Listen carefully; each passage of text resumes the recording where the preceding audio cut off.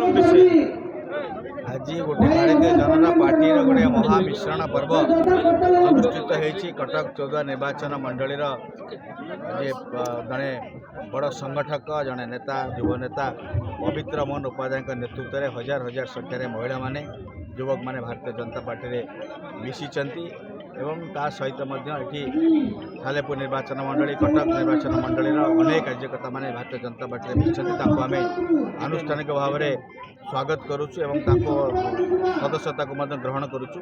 निश्चित भाव में योगदान भारतीय जनता पार्टी पर गोटे शक्तिशाली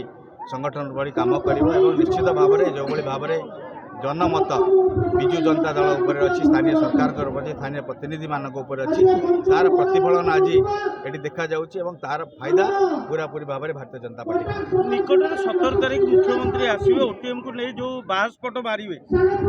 कौन कहे से दिन कौन बीजेपी तरफ कौन कार्यक्रम रही मोर नवेदन रहा प्रथमतः मुख्यमंत्री महोदय को से लोकों संगे न खेलते ये दीर्घ 24 वर्ष है सरकार अच्छी ओटीएम कथा चिंता करि पारले ओटीएम पाई टंका नहीं ओटीएम रो जमी नहीं एवं सेठी जो माने चाकरी करथिले नाही नथिबा अवस्था भितर से माने अछन स्थानीय लोक माने मध्ये एवं राज्य रे मध्ये अनेक कर्मचारी थिले ताको अवस्था कथा सरकार सहृदयता सह चिंता करंतु राजनीति करंतु नहीं का जीवन को लेके राजनीति खेलवा आदौ उचित नुह एवं ओटीएम ये गोटे निर्वाचनी चाल एथरे कोनसी फायदा मिलबार नहीं सदर कटक रे किछि बीजेपी कर्मी जो संगठन रे रहउछ ताको ऊपर कोन कहै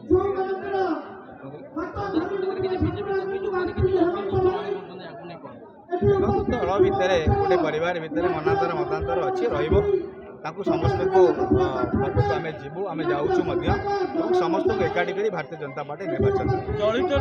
निर्वाचन में कौन मुद्दा रखी बीजेपी 14 कटक में उल्लेख सारा कटक में उल्लेख देखो आप गोटे मुद्दा कहले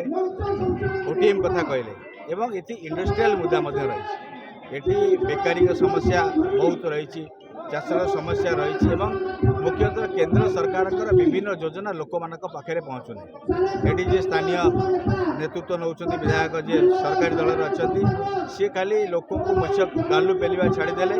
खाली गाँ गाँ मिछ कथा कर बुलवा छाड़देले द्वारा किसी हो जो भाव में ये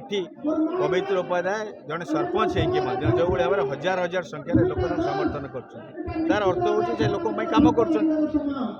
खाली सरकारी योजना कथा कहले हम ना एवं जहाँ केंद्र सरकार को योजना को ठीक भाव में पहुँचना ये ओटीएम भाई मिछा आवश्यकता कि लोक मानक आणुंट महिला स्वयं गोष्ठी को विभिन्न प्रवचना देकी बर्ण प्रवचना देकी लोभ देकी धमकई मीटिंग आणुंट तेणु लोक समर्थन से प्रति आउ ना तार प्रतिफलन ये आज समावेश आपण मैंने देखुं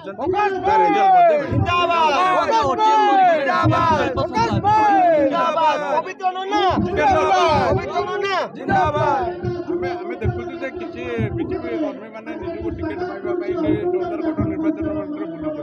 बर्तमान बीजेपी कर्मी मान भर रही द्वंद्व किए प्रकृति टिकेट पाइब किए आमर नेता हम देखो ये कथा केवल बीजेपी दल में नुहे सबू दल जो मैंने राजनीतिक कर्मकर्ता मैंने अच्छा जो मानकर काबिलियत अच्छी जो मैंने संगठन करुँच आशा रहा स्वाभाविक कथा एवं दल